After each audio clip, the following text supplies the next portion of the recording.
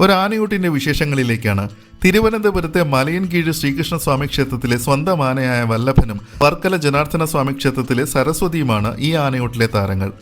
വല്ലഭനെ കണ്ടിട്ട് നല്ല മുഖപരിചയമെന്ന് തോന്നിയാൽ അത് സ്വാഭാവികം മാത്രം. തെക്കൻ കേരളത്തിലെ പല ക്ഷേത്രങ്ങളിലും തിടമ്പേറ്റുന്ന വല്ലഭനെ കണ്ടിട്ടുണ്ടാവും. കൂടാതെ കുറച്ചു വർഷങ്ങളായി കന്യാകുമാരിയിൽ നിന്ന് തിരുവനന്തപുരത്തേക്ക് വരുന്ന നവരാത്രി ഘോഷയാത്രയിൽ സരസ്വതി ദേവിയുടെ വിഗ്രഹം വല്ലഭന്റെ പുറത്തേറിയാണ് വരുന്നത്.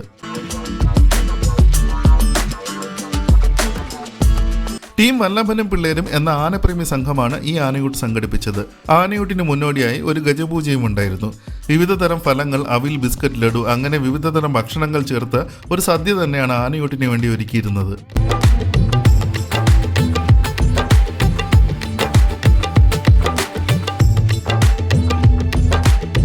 കൂടാതെ കഴിഞ്ഞ 4 വർഷമായി വല്ലഭനും പിള്ളേരും എന്ന ഇതേ ആനപ്രേമി സംഘം ഗജസേവന രത്ന എന്നൊരു പുരസ്കാരം അർഹതപ്പെട്ടവർക്ക് കൊടുത്തു വരികയാണ്. ഈ വർഷം പുരസ്കാരങ്ങൾ കൊടുത്തത് വല്ലഭന്റെ തന്നെ 1-ാം പാപ്പാനായ ശ്രീ വിക്രമനും സരസ്വതിയുടെ 1-ാം പാപ്പാനായ ശ്രീ രാമനുമാണ്. മാതംഗ ഭംഗിയെ മനസ്സിലാവാഹിച്ച മലയൻകീഴുകാരുടെ സ്വകാര്യ അഹങ്കാരമായിട്ടാണ് വല്ലഭനെ മലയൻകീഴിലെ ആനപ്രേമികൾ കണക്കാക്കുന്നത്.